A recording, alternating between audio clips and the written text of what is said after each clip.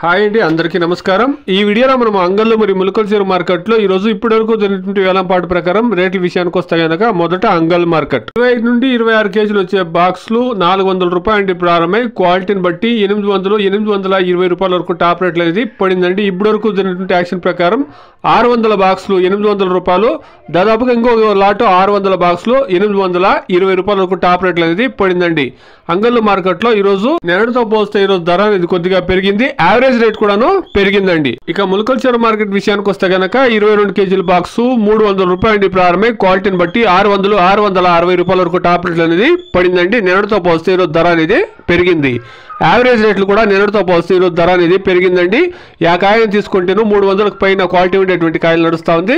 ఇక ఈరోజు సూపర్ టాప్లు గమనిస్తే గనక 500కు పైన ఎక్కువ లాట్లు అనేది పడిందండి. 500, 550, 580, 600కు పైన కూడా 3-4 లాట్లు అనేది పడిందండి.